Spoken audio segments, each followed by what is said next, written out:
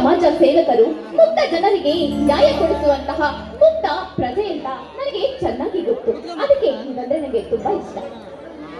Madam, ನೀವು ನನ್ನ ವಿಚಾರ ನಿಮಗೆ ಹೇಗೆ ತಿಳಿಯಿತು? ನೋಡಿ, ನೀವು ಈ ಜನರಿಗೋಸ್ಕರ ಹೋರಾಡುತ್ತಿರುವುದನ್ನು ಮತ್ತೆ ನೀವೇ ಹೇಳಿದಿರಲ್ಲ ಮಾನ್ಯ ಮುಖ್ಯಮಂತ್ರಿಗೆ ಪತ್ರ ಬರೆದಿದೆ ಅಂತ.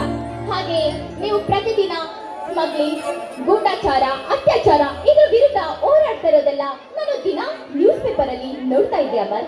ಹಾಗೆ ನನಗೆ ನೀವಂದ್ರೆ ತುಂಬಾನೇ ಇಷ್ಟ. ಅದಕ್ಕೋಸ್ಕರ ಏನು ಮೇಡಮ್, ನೀವು ಹೇಳ್ತಿರೋದು ನನಗೆ ಕೇಳ್ತಿದ್ರೆ ತುಂಬಾ ಆಶ್ಚರ್ಯ ಉಂಟಾಗುತ್ತಿದೆಯಲ್ಲ.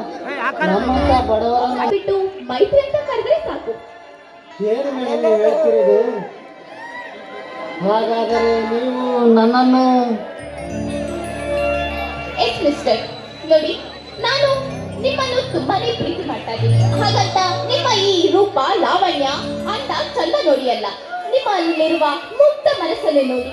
ಮುಗ್ಧ ಪ್ರಜೆಗಳಿಗೆ ಅದು ಹೇಗೆ ಸಹಾಯ ಮಾಡುತ್ತಿದ್ದೀರೋ ಹಾಗೆ ನಿಮ್ಮ ಈ ಮುಗ್ಧ ಮನಸ್ಸನ್ನು ಇಷ್ಟಪಟ್ಟೆ. ಪ್ಲೀಸ್ ನನ್ನನ್ನು ಒಪ್ಪಿಕೊಳ್ಳಿ.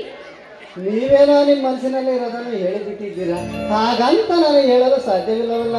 ಏಕೆ ಅಂದರೆ ನನಗೆ ಅಂತ ಒಬ್ಬ ತಂಗಿ ಇದ್ದಾಳೆ. ಅವಳಿಗೆ ತಂದೆ ತಾಯಿ ಯಾರಿಲ್ಲ. ಅವಳ ಸ್ಥಾನದಲ್ಲಿ ಅವಳ ಭವಿಷ್ಯದ ಬಗ್ಗೆ ನಾನು ಯೋಚನೆ ಮಾಡಬೇಕಾಗುತ್ತದೆ. ನೋಡಿ, ಅದ್ರ ಬಗ್ಗೆ ನೀವು ಯೋಚಿಸುವುದು ಬೇಡ.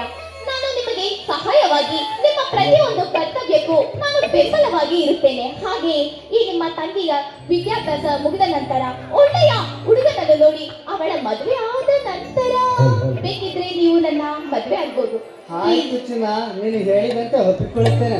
ಆದರೆ ಈ ನಿನ್ನ ಸೌಂದರ್ಯಕ್ಕೆ ನಾನು ಯಾವ ಸರಸಾಟಿನೂ ಅಲ್ಲ. ಆದರೂ ನೀನೇ ಬೇಕೆಂದು ಈ ಹೃದಯ ಬಯಸುತ್ತಿದೆ. ನೋಡಿ,